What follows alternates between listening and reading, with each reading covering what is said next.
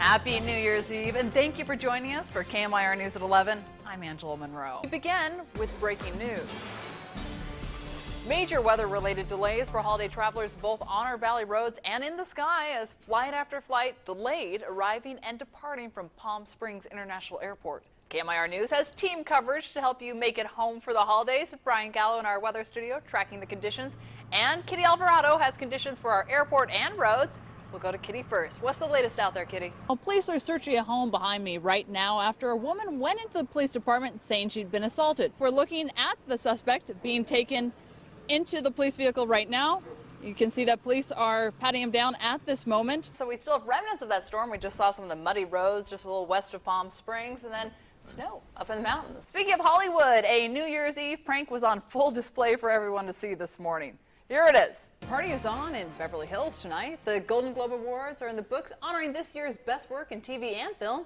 Our own Manny the Movie Guy is here live with the full recap. Still don't have any rain. In fact, I haven't even broken out the umbrella yet, but there will be more rain on the way, and the road is still flooded down here. It looks like it's an Uber driver. Well, they're finding now that there's not really any way through this. We've already tested out those. Hey, Uber, turn around, pal. Flooded down here right now. Wow. Time now to go on the docket with KMIR News legal analyst John Patrick Dolan.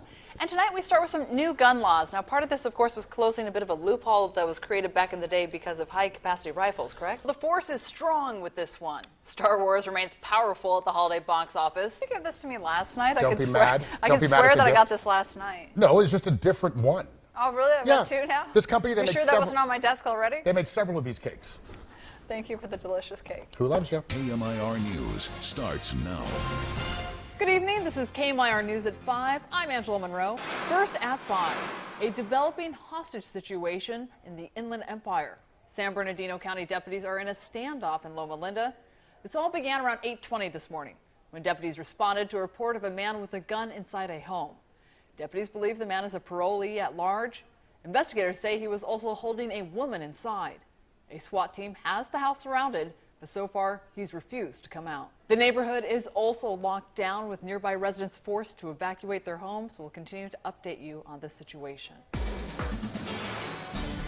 And we're closely following another developing story. Actress Debbie Reynolds was rushed to a hospital this afternoon. The actress was at the home of her son, Todd Fisher, when someone called 911 shortly after 1. Reynolds was then rushed to the hospital where she was listed in fair to serious condition. TMZ reports that the 911 call claimed she had suffered a stroke. Reynolds has reportedly been distraught over the death of her daughter, Carrie Fisher. The late Carrie Fisher does not have a star on the Hollywood Walk of Fame, but that isn't keeping people from paying their respects. Fans created their own makeshift star for Fisher following her passing. They transformed a blank star into a pop-up tribute.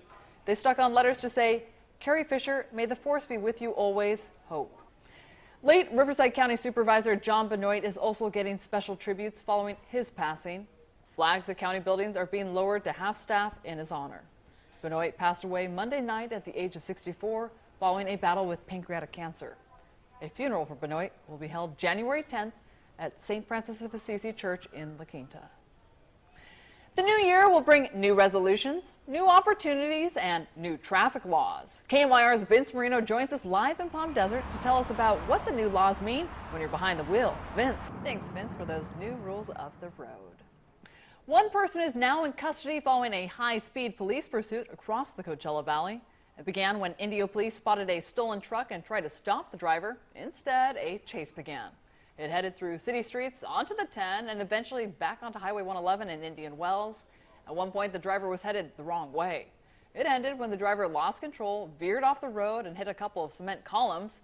Despite all that, no one was hurt. Indio police and CHP are still investigating. A man accused of a Desert Hot Springs murder was in court today. 26-year-old Anthony Garza entered a not guilty plea to a murder charge. Two others, 39-year-old Alejandro de Santiago and 31-year-old Candelaria de Santiago, also pleaded not guilty to charges of being accessories in the death of Dominic Mesta. Mesta's body was found near a home on Villa Real in Desert Hot Springs back on December 20th. A magnitude 3.9 earthquake rattled nerves up near Monroe Valley this morning. It struck just before 10 a.m. The epicenter was located about 10 miles northwest of Monroe Valley. That's an area known as Johnson Valley.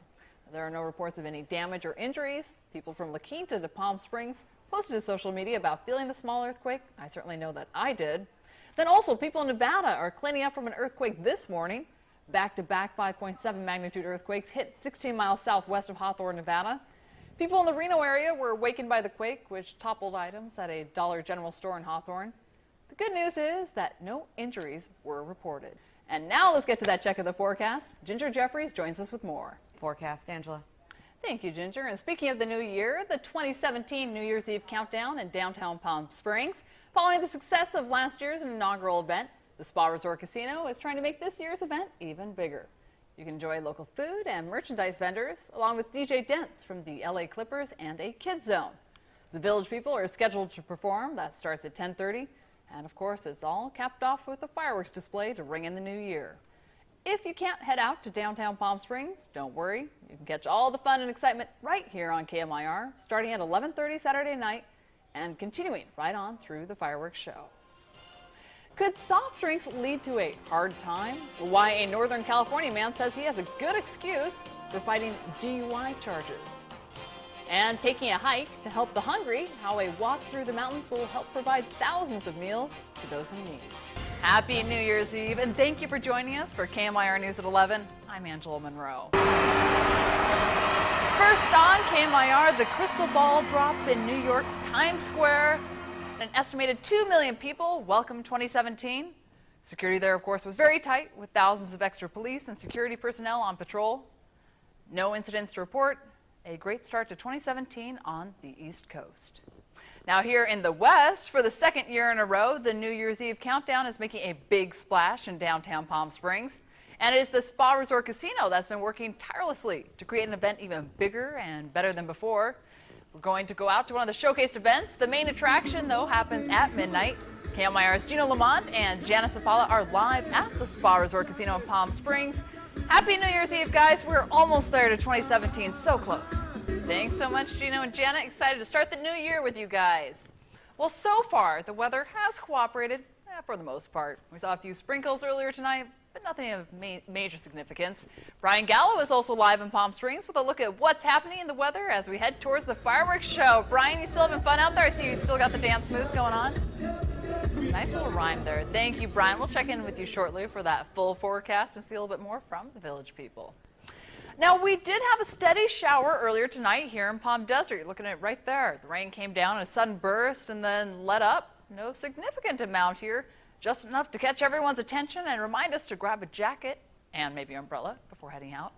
But up Highway 74 near Mountain Center, we are getting reports of rock slides on the road. Crews are up there now trying to make sure that dangerous roads are shut down if they need to be. And road flooding in North Indio near Dillon Road and Thousand Palms Canyon Road. Reports from the California Highway Patrol that the road has been washed out in that area. Exactly what that means at this hour is unclear, but it's an obvious sign that area experienced more significant rain and runoff from the mountains there. The California Highway Patrol is out in full force tonight, clamping down on those driving under the influence this holiday weekend. The enforcement campaign expires Monday at 11:45 p.m. If you plan on drinking tonight, don't drive. Get a designated driver instead for free. And here's how. American Cab is offering free taxi rides to anyone who's not able to drive home on New Year's Eve. American Cab is teaming up with the Walter Clark Legal Group. All you have to do is call American Cab's dispatch between 10 through 3 a.m., reference the Home Safe program, and you can get a free ride. Find more information on our website, KMIR.com. And taking a look at headlines across the nation, a mid-air plane crash near McKinney, Texas late today killed at least 3 people. This is cell phone video recorded minutes after one of the planes hit the ground. One plane crashed into a storage facility, the other crashed on a road in a residential area. The wreckage of that plane was so banged up that it was almost unrecognizable as a plane. The Federal Aviation Administration confirmed both planes were flying under visual flight rules and were not in contact with air traffic control at the time of the collision. Here's what witnesses saw. No one on the ground was hurt, and of course, right now investigators are trying to figure out what caused that crash exactly. In news around the region, a San Bernardino County Sheriff's deputy faces charges of having sex with a minor from the Explorer Scout program. 34-year-old David Ceballos has served as a deputy sheriff for 14 years. He was arrested yesterday, accused of 2 sex crimes with a minor. The San Bernardino County Sheriff's Department says Ceballos developed an off-duty sexual relationship with a 17-year-old female Explorer Scout. She's now 18 years old.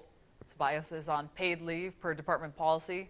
The alleged relationship came to light when another Explorer Scout reported the deputy's conduct. Another celebrity death in 2016. William Christopher played Father John Mulcahy on the TV series MASH. He died today in Pasadena. Christopher was 84 years old. You may remember Wayne Rogers, also from MASH, died January 1st of this year. And now William Christopher has died on the last day of 2016. And a ride rescue at Knott's Berry Farm in Buena Park. 21 people found themselves stuck on the sky cabin, 125 feet in the air. This began around 2 in the afternoon yesterday. Mechanics for the park worked to release a brake so it could start moving again. But when that didn't work, they had to call in firefighters to help. Crews eventually used harnesses to lower people to the ground. 5 hours later, no one, thankfully, was hurt. Well, all the watching and waiting is paid off. The first eaglet of a pair of eagles in Fort Myers, Florida, was born this morning. We're taking a live look right now, as you can tell, taking a rest this evening. We're waiting on the birth of the second eaglet, eaglet number 2. Millions of people have actually been watching this since the hatching process began on Thursday. Mama eagle is named Harriet. Her mate is M15. Their new offspring is E9, or eaglet 9. And once again, we're going to have to wait and see what baby eaglet number 2 will be called. Well, we're minutes away, 50 minutes to be precise, from 2017. The New Year's Eve countdown underway at Celebration Central in Palm Springs. We're heading back out there for a live look at what's happening there next. Gino, I'm standing at Cathedral Canyon Drive at the Wash. As you can tell, it is flooded, but it is still open at this point. I'm also holding an umbrella, which, well, I don't really need that right now. That's because we're in the calm between storms, the breath between systems, if you will. In Palm Springs, Indian Canyon Drive transforms into a waterway. In Desert Hot Springs, a river runs through it. And in Cathedral City, cars are making a splash. What do you think about these roads? Are they going to make it till Tuesday? I don't know. But we'll try. We'll try. I'll be out there doing my thing. Tamara Stoneham drives for Uber, so we'll be spending quite a few days on the wet roads with other drivers. We get flooded and the cars don't want to go. And then things like your bumper fall off. I went through the wash and the bumper came totally off. You'll be seeing more of these flooded signs in streets, and firefighters have a warning for you. Just a few inches of water moving fast enough can be enough to carry you and your automobile away. And do not try to cross flooded areas. We'd remind everyone to turn around and not drown. But even with more dangerous driving conditions, people are grateful to have rain, easing the state's drought. We need it tremendously. I am so glad to see it. I hate to drive in it, but I'm glad that California has it. I hope we can end this drought. And snow is creeping lower down our mountains. Expect more of it. This morning, it's been crazy out here. It's been wet. It's been kind of riverish, but it's been beautiful. I mean, look at these mountains. You don't get anything like this except for in the desert. So there's still standing water here at Cathedral Canyon. Also, Indian Drive is flooded right now. Indian Canyon right by the interstate. Also, Palm Drive at Dillon was flooded earlier. None of those roads yet closed. Reporting live in Cathedral City, I'm Angela Monroe, KMIR News. Jill Thomas Grant's family says they are still waiting for justice. The popular math teacher was murdered right before Christmas in 2013. Her boyfriend was arrested for her death. Now, once again, her family waits for a trial date. It's a terrible time of year for us. It's, she was killed 2 days before Christmas. Jill Thomas Grant's family is still waiting for justice 3 years later. A beloved math teacher at Palm Desert High, hundreds gathered for her memorial in 2013. Her students say she made her class a home. She had a really bubbly personality, and she kind of just had a presence about her that really made everyone feel accepted. Jill's body was found along a road in Indio. Her boyfriend, Michael Franco, was arrested for her death. Franco pleaded not guilty. The charges include murder and torture. In the 3 years since that arrest, another blow to her brother, Michael Thomas. My dad passed away last September, a year ago, September. We were disappointed that he didn't get to see an end to this. Now Thomas expected a trial date, but the hearing was continued again. It's just a very broken system. At every turn, there's a pause, a delay. I spoke with the district attorney's office. They say this is taking longer than they would like, but it is not unusual for a murder case. The courts say while they are short on judges in Riverside County, that should not impact the time to go to trial. This latest continuation was because the person who did Jill's autopsy retired and is not available right now.